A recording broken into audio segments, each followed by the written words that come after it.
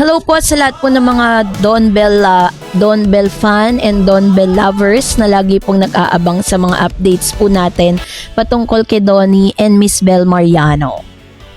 At ngayon pag-uusapan natin ang ilan sa mga updates patungkol kay Donnie at Bel sa mga ganap niya nung kanyang kaarawan, at the same time is kung paano tahasan sinagot ni Mr. Donnie Pangilinan ang tanong ni Vice Ganda patungkol kay Miss Bel. Yan yung pag-uusapan natin at medyo napaka-positibo ng balitang ito. But before that, if you haven't subscribed yet to my YouTube channel, please don't forget to like, share, and subscribe at hit mo na rin ang notification bell for more showbiz updates. Bago tayo of course magpatuloy sa ating updates for today's video, of course nais ko pong pasalamatan kayo for always watching and trusting this channel. Thank you so much sa inyong laging panonood at palagi ang pagsubaybay sa mga updates po natin. Maraming salamat po. At ngayong araw, ayan yung mga videos po na nakikita nyo po ngayon ay ilan sa mga kaganapan sa kaarawan ni Mr. Donnie Pangilinan, kung saan ay nandun po sila sa Casa Donato, yung bahay po ni Mr. Donnie Pangilinan na 5 minutes away dun sa mismong bahay ng kanyang mga magulang. Sabi po ni Miss Maricel Laksa sa kanyang interview na yung pinatayong bahay po ni Donnie ay malapit lang, 5 minutes lang yung layo dun po sa mismong bahay ng kanyang mga magulang, which means parang hindi rin siya lumayo. Tapos may mga times din na si Donnie po ay pumupunta dun po sa bahay ng kanyang mom, ng kanyang parents, ng kanyang mga kapatid, at doon po siya natutulog, kumakain, 'di ba? Parang talagang talagang masasabi mo na super close talaga siya sa kanyang family. At hindi niya, although syempre nasa tamang edad na rin si Donnie, 'di ba? Parang nagkaroon na siya ng sarili niyang space. Pero iba pa rin talaga na umuuwi-uwi pa rin talaga siya sa kanyang parents, sa bagay na gustong-gusto ni Miss Maricel Laksa, 'di ba? Kasi alam naman natin yung mga kabataan ngayon, parang gusto nila maging independent agad, 'di ba?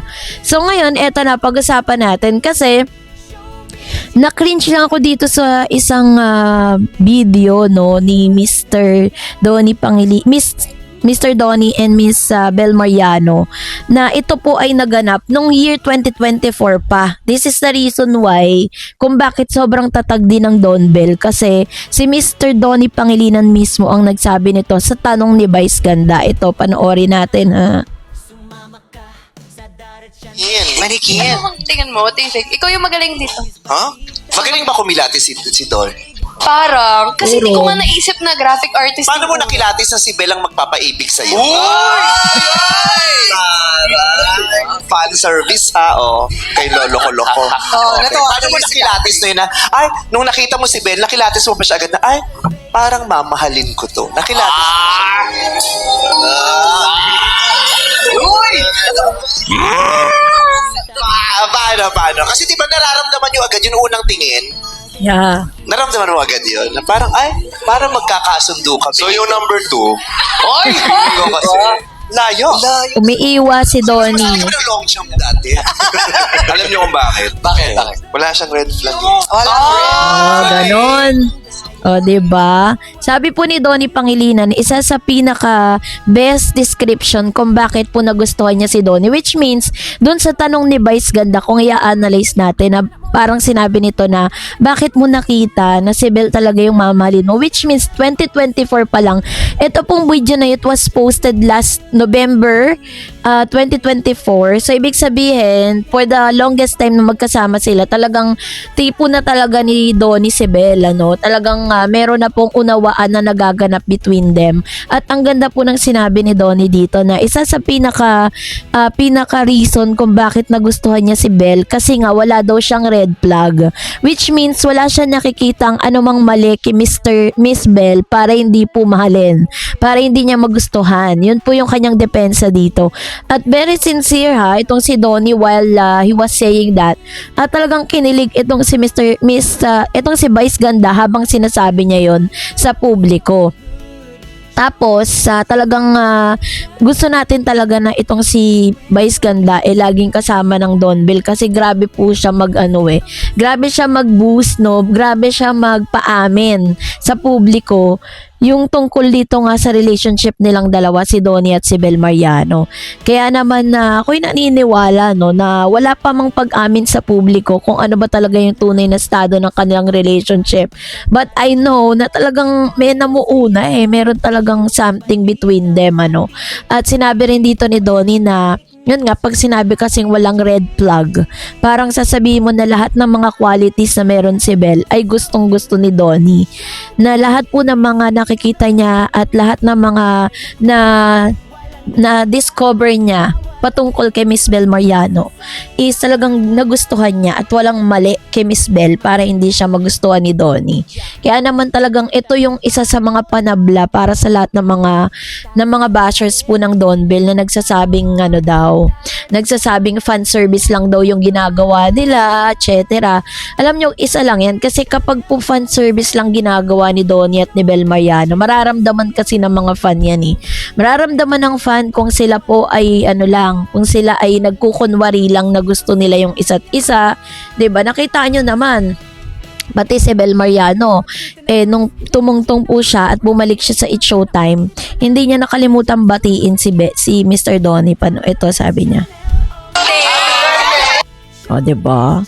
Binati niya po si Mr. Donnie Pangilinan ng live at dito pa lang makikita natin talaga na grabe yung yung kanilang ginagawa ngayon talagang sobrang visible po sila ngayon sa publiko dahil nga may paparating din silang projects. Kaya yung mga bashers nga na sinabi ko sa inyo na sinend na po natin lahat ng mga screenshots dito po sa handler and road manager and dito po sa isa sa mga masasabi natin close to Miss Bel, yung nangangalaga sa mga talent, 'di ba? Sinend natin lahat ng mga screenshots, yung mga hindi kagandang salitang binabanggit niya. Ngayon, di ko na siya nakikita sa comment section. Isa na lang nakikita ko at pinagpipilitan nito, Edmund ba yun? Nagpipilitan itong Edmund na to na may mali kay Mr. Donnie na meron pong something si Donnie sa iba, ganyan. Yun yung pinagpipilitan niya sa mga posts niya at sa mga komento niya patungkol kay Donnie Pangilinan na minsan hindi mo nalang papansinin kasi part kasi yan ng part kasi yan ng mga yung bashing. Wag lang talaga na parang may stain yung reputation or parang isisirain mo yung reputasyon at credibility ng isang tao kasi hindi naman deserve ni Bel, 'di ba, na i-bash.